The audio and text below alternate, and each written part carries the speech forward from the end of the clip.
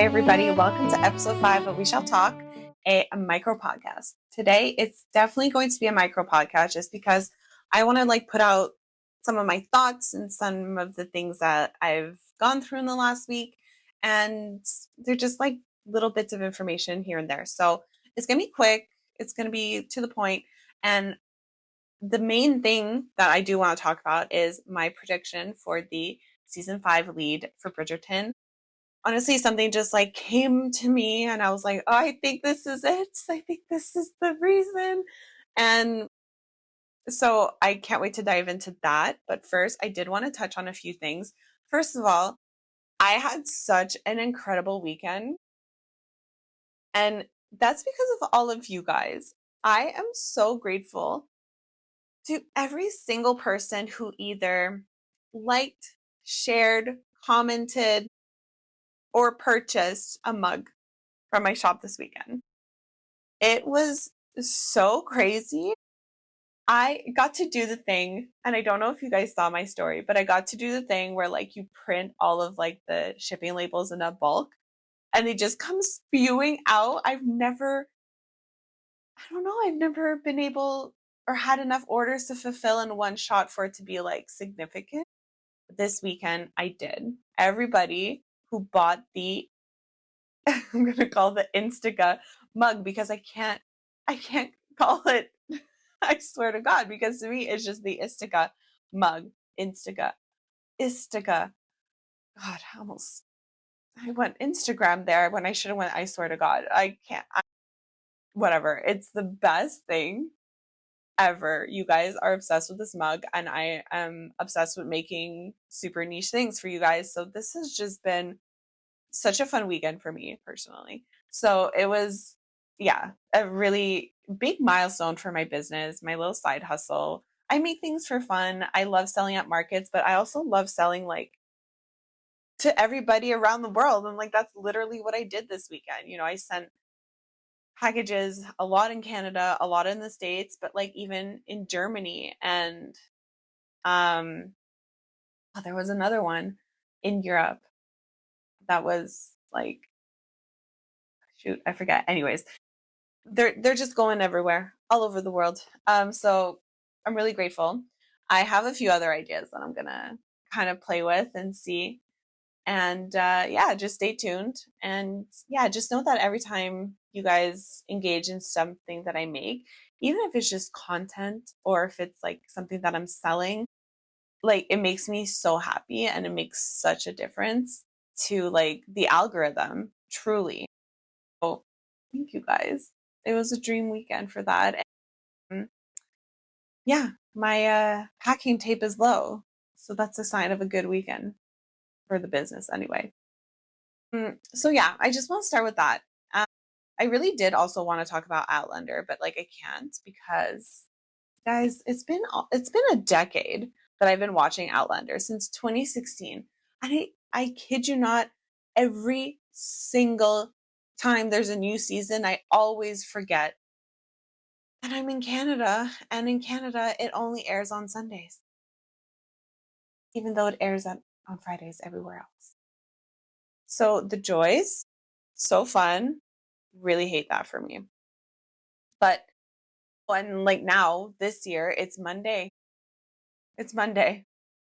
I sat down yesterday with my sweater, with my glass of wine, ready to hear the intro to Outlander. And it's oh, Monday. Why? Why? I'm pretty sure we get Super Bowl commercials now. There's no reason for Canada to not air Outlander at the same time as you.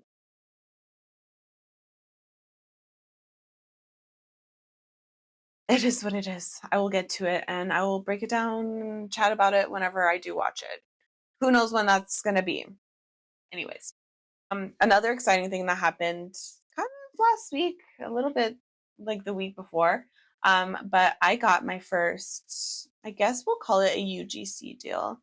Or a brand deal. A brand reached out to me.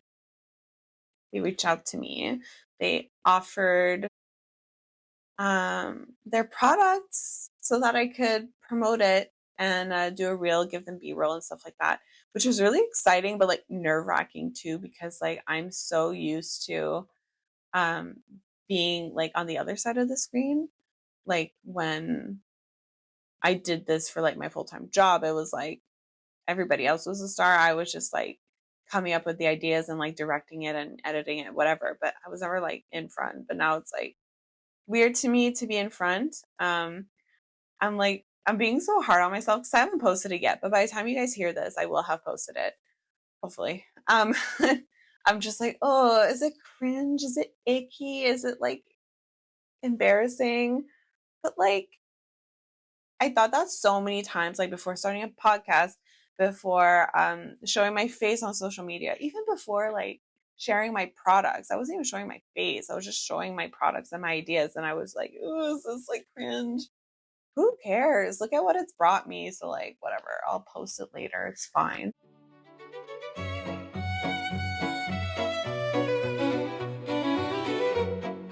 On to the big part of the episode, which is my prediction for the season 5 lead of Bridgerton. I think it'll come to no surprise that I think Eloise is going to be season 5. And it is fully and completely based on something, not that we saw, but something that we didn't see in season 4. And that is mainly due to the fact that Yerin Ha posted a BTS photo.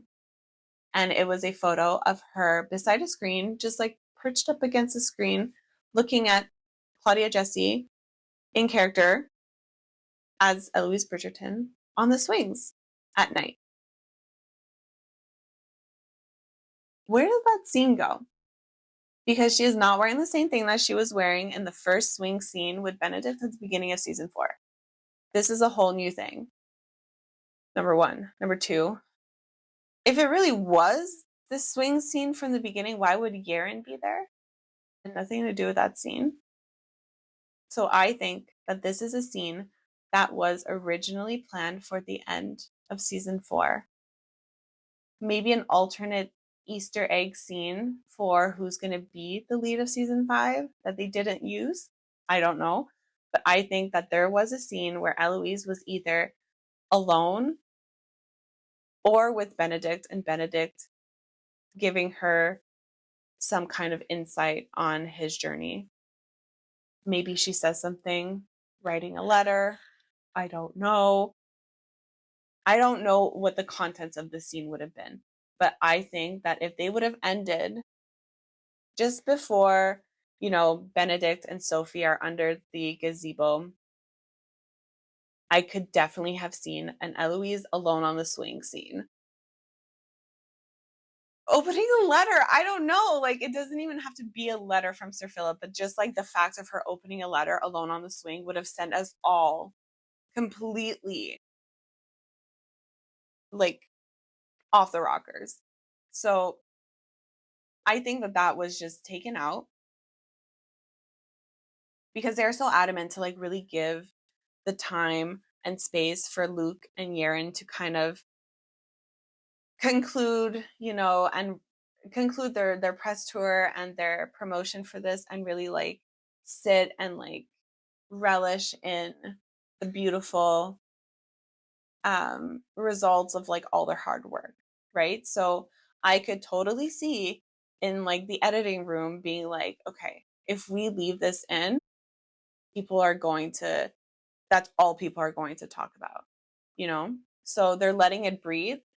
So I think my prediction is that that scene is going to be used in a couple of weeks to announce Eloise as season 5. They've done things a little differently, right? With there being the wedding post credits, and I could see them going like a little bit of a different route with announcing the season 5 lead. Like with Luke and Benedict's season, they did that whole stage thing where like somebody went to the door, knocked, and said like, "I have your outfit for the masquerade ball" or whatever. I could see them using like an in character way to announce it for this season.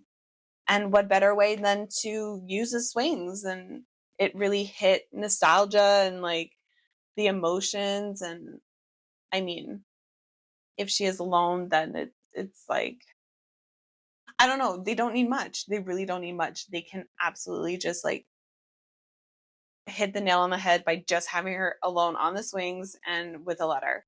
No words. Doesn't even have to be words. I don't know. I don't know what it's going to be. But yeah, I think that that scene was left out. And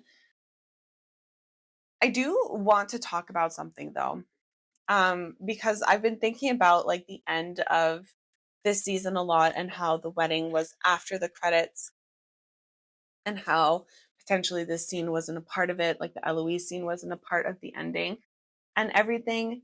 And I just want to say, and like, I don't want to like name names, but somebody posts information that is so specific in the wording that it's so misleading and it's really frustrating. And I've seen it done more times than I can count. But this time it's really annoying because like I was like deep diving, the reason why Benedict's uh season ended with the wedding post credit, and looking into was this scene cut for Eloise? Like, why wasn't it clear that Eloise or whoever was going to be season 5? All these things. And I came across this video from this person who was just talking about how Shonda Rhimes did not want the wedding to to be in season 4. Like the only reason it was in season 4 was because Tom Barrica and Jess Brownell wanted the wedding, and that's why it was post credit. Like, no, no. There's literally a Variety article that talks about Shonda Rhimes saying that she wanted the wedding in season 4, but in the post credit because she thought that the fairy tale ending of Benedict and Sophie back under the gazebo was enough to close out the story, and then they wanted more time for it to breathe so that fans could see it after the credits. Like, it was just a different strategy. It wasn't that she didn't want it at all, but she insinuates that in her video. And anyways, this person, I mean, and it's like, why are you saying that? Anyways, it frustrates me because it's like you're really putting words in people's mouths, and like, it's just she's just like taking the article and like taking pieces and like framing it in a way that makes it seem like Shonda Rhimes didn't want it in season 4, but really it's just that she wanted it in post credits. That doesn't mean she didn't want it in season 4 at all. Anyways, don't believe everything you guys hear. Trust the source. Don't trust that people quoting the source are actually quoting it properly. Yeah, that just bugs me because it's just, they push out content so quickly and it's just, be careful. Just be careful. My word of warning. This is what starts like friction in fandoms, is people like that. People like that who just want, like, bad press is good press kind of people. And it causes negativity. Fandoms should be fun. They should be truthful. They should be amicable. They should be um, friendly. So, anyways, just gonna leave it at that. But that is my theory. Eloise season 5, swing scene incoming. We'll see if I'm right about that. I just really think that I am. I just really hope it's Eloise too.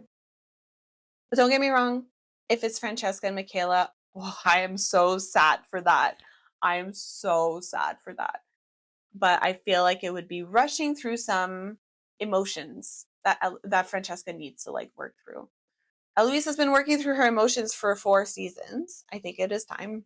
it is time, but also love Francesca and Michaela. So yeah, anyways, all in good time. We will find out, I hope, by the end of March. Filming was supposed to start in March. If it is starting in March, they probably should announce the lead of season 5 before. And it seems like they're kind of wrapping up the Benedict and Sophie promo on socials. Seems like they kind of went chronologically. And now they're like posting a lot of like recap videos, spoilers from the end of episode 8. So kind of feels like they're getting to the tail end. And like the character promos, this morning it was Colin and Penelope. And yesterday was Penelope and Eloise. So just realizing now, what if one of the last character promos is Eloise and Benedict? Oh my god! I can't wait. Anyways, we'll keep chatting. Hopefully by then I will have at least seen Outlander episode 1. Anyways, thank you guys for tuning in.